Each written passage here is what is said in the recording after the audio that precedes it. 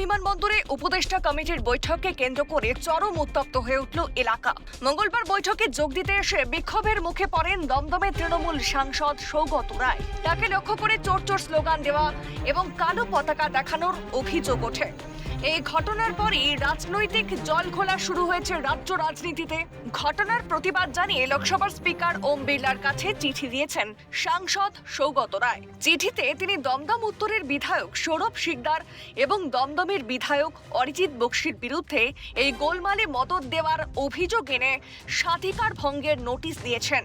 ঘটনার পর বুধবার দিল্লি রওনা হওয়ার আগে এই নিয়ে সংবাদ মাধ্যমের মুখোমুখি হন দমদম উত্তরের বিধায়ক সৌরভ শিকদার। তৃণমূল সাংসদদের অভিযোগ উড়িয়ে দিয়ে তিনি বলেন, সৌগত রায়ের মতো রাজনীতিতে অপ্রাসঙ্গিক হয়ে পড়া ব্যক্তির জন্য সময় নষ্ট করার মতো সময় আমার নেই।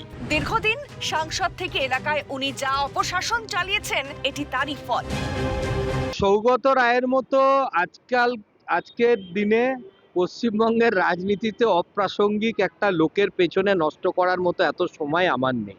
উনি দীর্ঘদিন এখানকার সাংসদ, সুতরাং এখানে উনি যা পাপ করে গেছেন এটা তার প্রতিফলন। কোনো দলীয় পতাকা নিয়ে কেউ ছিল না। এবার এখন বিজেপির সাপোর্টার তো কেউ থাকতেই পারে। মাঝরাতে এখানে নামলে 2 কিলোমিটার যাওয়ার জন্য জোর করে 1000 টাকা দিতে হতো।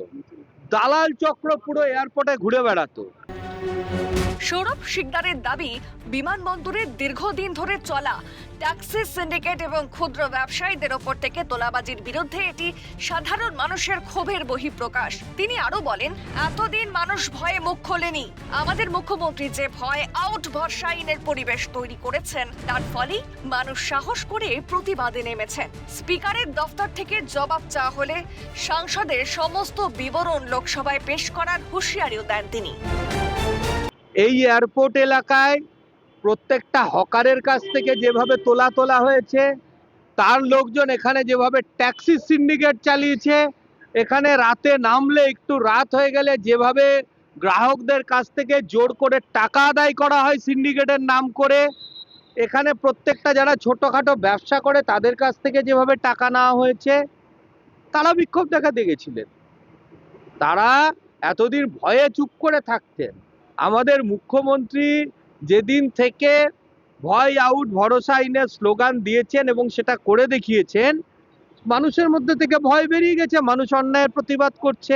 মাননীয় ওম বিড়লাজির অফিস থেকে যেন এটার একটা এক্সপ্লেনেশন চাওয়া হয়, তাহলে আমি একটু ওনার এই কালা চিঠা আছে এখান থেকে উনি কি কি দুর্নীতি করেছেন এয়ারপোর্টকে কেন্দ্র করে, সেই ফাইলটা আমি পৌঁছে দিয়ে আসবো তার রিপ্লাইতে। কালকে মিটিংয়ে আমরা যাত্রী সুরক্ষার কথা বলছিলাম, যাত্রী স্বাচ্ছন্দ্যের কথা বলছিলাম, যাত্রীদের নিরাপত্তার কথা বলছিলাম, লোকের যাতে হয়রানি না হয়, পার্কিংয়ের নামে জোর করে যাতে টাকা না তোলা হয়, ওই কথাগুলো ওনার একটু অপছন্দ হয়েছিল। উনি প্রতিবাদ করেছিলেন, তার যা ফলোয়ার হয়েছে মিটিংয়ের মধ্যে। তো মানুষের স্বার্থে প্রতিবাদ করাকে যদি উনি কমপ্লেন করেন, আমি নেক্সট মিটিংয়ে আবার করব, উনি আবার কমপ্লেন করবেন। অন্যদিকে দমদমের বিধায়ক অরিজিৎ বক্সির মতে, মঙ্গলবারের বৈঠকে স্বাধিকার ভঙ্গের মতো কিছুই ঘটেনি। সৌগতবাবু সম্পূর্ণ একটি রাজনৈতিক নাটক তৈরি করছেন। সৌগতবাবুর গতকালকে বিমানবন্দরের সভায় স্বাধিকার ভঙ্গের কোনো বিষয়বস্তু ছিল না। সম্পূর্ণ একটা পলিটিক্যাল নাটক করছেন উনি, পলিটিক্যালি রেলেভেন্ট হবার জন্য। গতকালকে গ্যাঁট হয়ে বসে কলকাতা বিমানবন্দর অ্যাডভাইজারি কমিটির পুরো বৈঠকটাই তিনি উপস্থিত ছিলেন। বৈঠক চলাকালীন তিনি বারে বারে কিছু পলিটিক্যালি মোটিভেটেড, অপ্রয়োজনীয় এবং অবাঞ্ছিত, বলতে গেলে অনভিপ্রেত কিছু কথাবার্তা বলার চেষ্টা করছিলেন, যার সাথে ওই বৈঠকের বিষয়বস্তুর কোনো মিল ছিল না। অরিজিৎ বক্সি অভিযোগ করেন, বৈঠকের ভেতরে যাত্রী নিরাপত্তা ও সাধারণ মানুষের স্বার্থে তারা যখন কথা বলছিলেন, তখন সাংসদ মূল আলোচনা থেকে সরে গিয়ে অপ্রাসঙ্গিক বিতর্ক তৈরি করার চেষ্টা করেন।